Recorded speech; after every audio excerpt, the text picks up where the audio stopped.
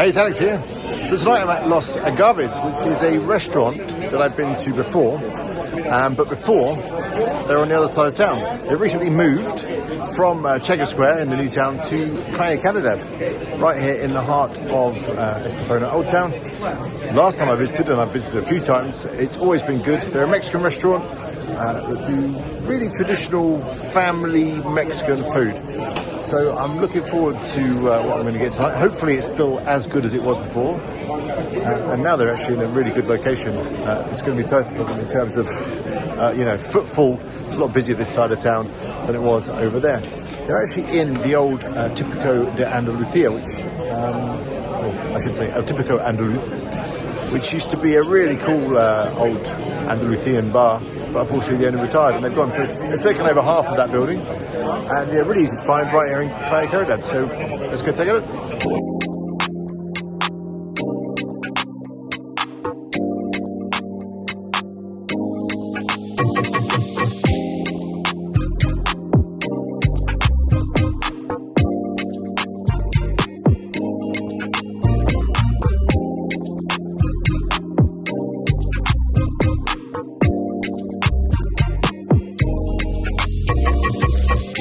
Okay, so I've got a seat outside. They've got quite a few tables outside on the lovely Calle Caridad.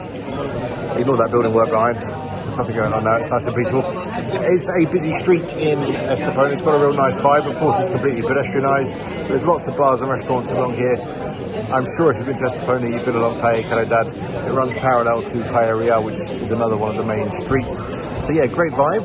They've also got seating inside, so I guess it'll be okay if it's raining. So I've had a look at the menu, and it looks good. The menu is different.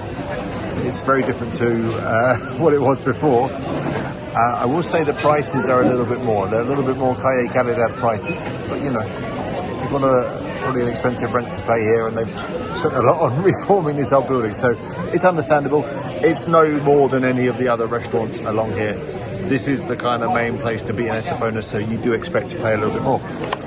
Now, I asked the owner, who's a really nice guy, what he would recommend, and he said that I should try the molly, because that is something that you don't get anywhere else in Estepona. Now, of course, they have got tacos and stuff, if you're into that kind of thing. The tacos do look good. They've got a good selection of different fillings, and I've had that before when I tried it at the other restaurant. So he said I've got to try something that you won't get anywhere else. Of course, tacos you can get in a number of places in Estepona. So I'm going to try the molly. He's also offered me a starter, the tuna starter, so we'll see what that's like. And, well, he's brought me out a delicious Mexican beer.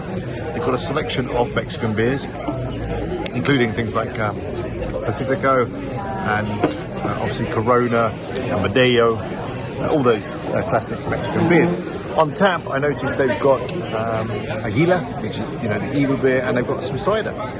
So things are starting to arrive. Spicy sauce, the spicy habanero sauce, and the spicy serrano and chile de arroz sauce. Okay, thank you. So yeah, selection of sauces have arrived of various heats. So I'm looking forward to this. Let's see how it goes.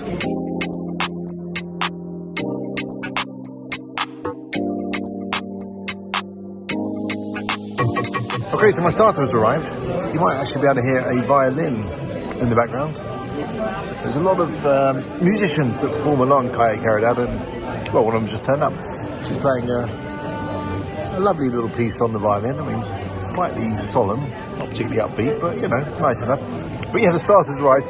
It's the tuna, and it's the tuna. Well, I say tartare. I guess it's the raw tuna, which generally I'm a little bit wary of, raw food, but the owner recommended it, and I've had one, and it is absolutely delicious.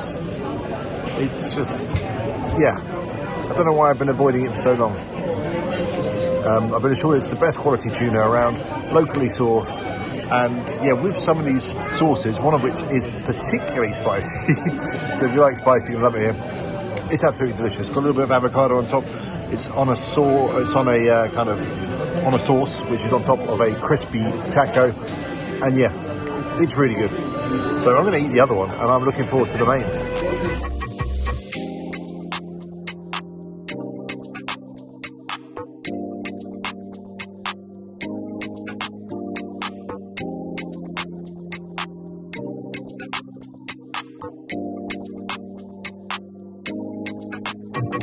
So my main course has arrived.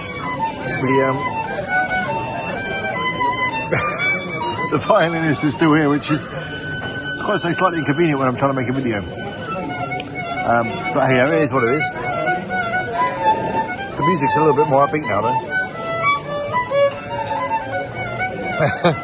Yeah, so the molly has arrived, which is my main course.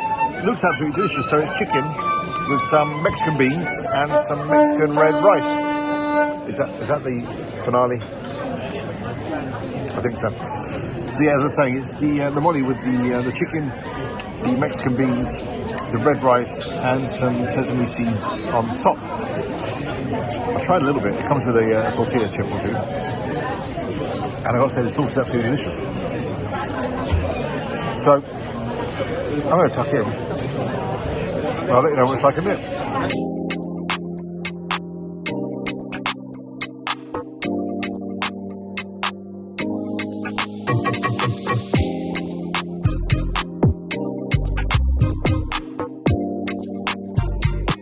So I'm getting through the molly. It's something I've never had before, and it's really delicious. The rice, really nice. It's got like a mild spice to it.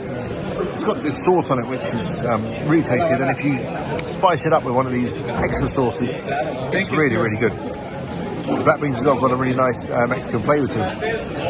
You see the table over there leave, and what was I much in? Up in Scotland.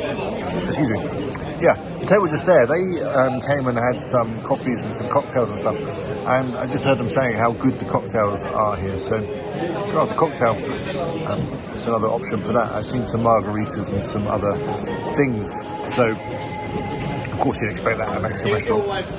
So I'm going to finish this off. I don't think I'm going to have enough room for a dessert, but I have seen some people eating some ice cream, so I guess that's an option here as well.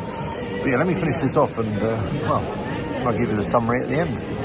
Okay, so I know I said I was full from the starter and the main course. Well, then insisted that I try one of the desserts, which is the impossible cake. It's been referred to as. I've never had an impossible cake before, to be honest. I guess it's impossible because it's a cross between a flan and a chocolate cake. So, oh well. If I must, let's try a little bit.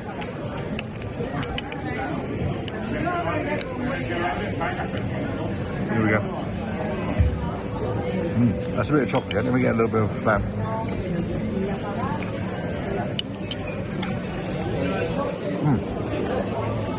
Wow. That's actually really good. Now, I'm always a little bit... Well, I always have low expectations of cakes in Spain. I know what it is. You know, I'm from England. We have good cakes in England.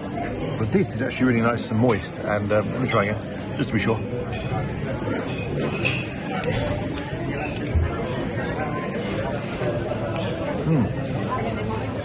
Actually works really well. The sponge with the flan. The flan's like a creme brulee, I guess I'd say. It's really good. I don't know if I can eat it all, but you know, I'll try. Let's see what we can do with this flan cake, impossible cake thing.